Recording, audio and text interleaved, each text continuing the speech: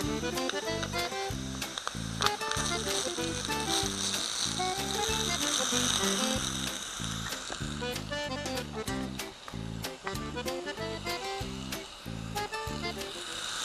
either want to do everything or I don't want to do any of it. Right. Because there's no point in doing part of the treatment because you have to see the whole thing in total. Right. Okay? So that's why it's root canal, some gum work, and then a crown. Okay?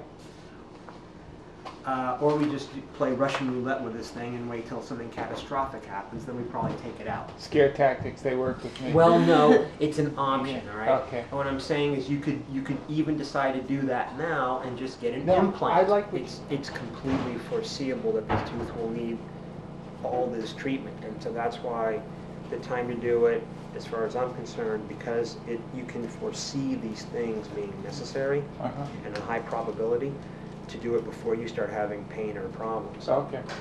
All right. That's where I'm coming from.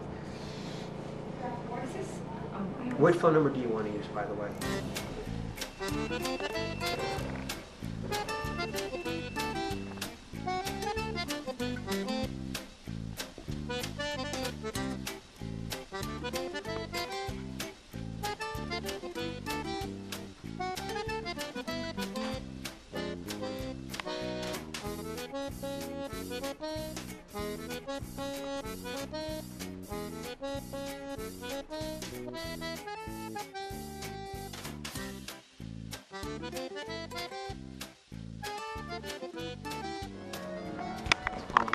What you see clinically. Is that mine now? Yes. Okay.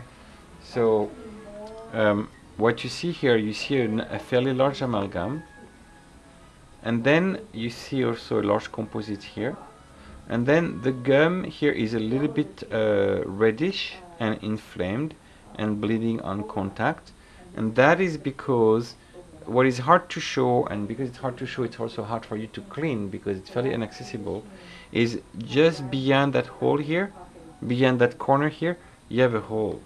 So if I took a mirror and I actually probe that area, I'm going to be able to show that there's a severe recurrent decay just underneath the amalgam that goes 4 to 5 millimeter deep. So 4 to 5 millimeter deep mean that we're very close to the bone. So it doesn't hurt because you're used to it and the body kind of accommodates to it, but nonetheless it is not something that you can disregard or ignore because it can only get worse until it becomes an abscess. Okay. Again, that shows here what you have inside is dental plaque, and there's billions of bacteria literally.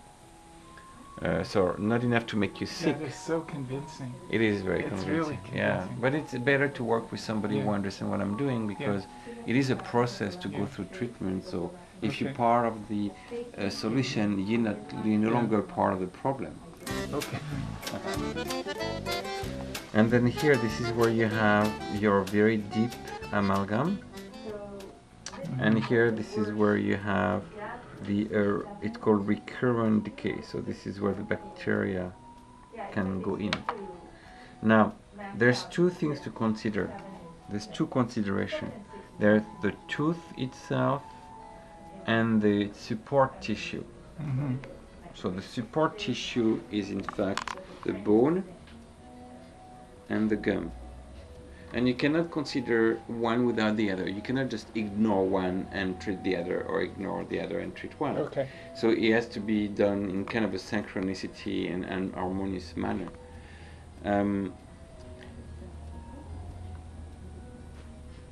If I can treat all of your canals, I'll end up with something that looks like this. One canal treated here, one canal treated here, and one canal treated here.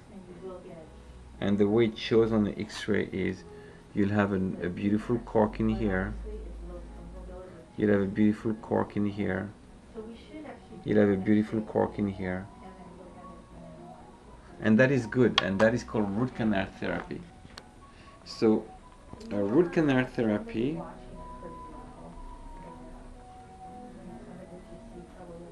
treat the canals and prevent from bacteria to continue to migrate and go into the bone and give you abscess. That's the first goal.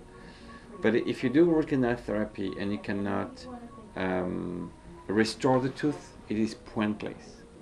Okay. So one of the questions that one should ask is the tooth restorable?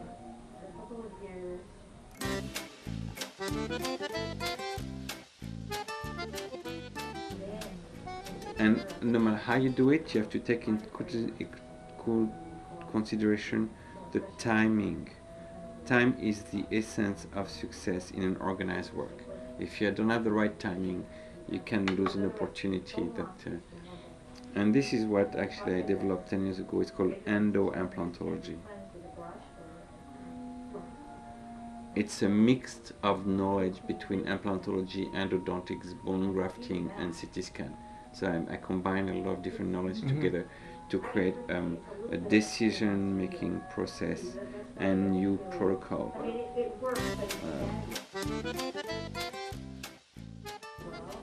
Now, it'll be also pointless to do the crown lengthening if we don't know that we can save the tooth.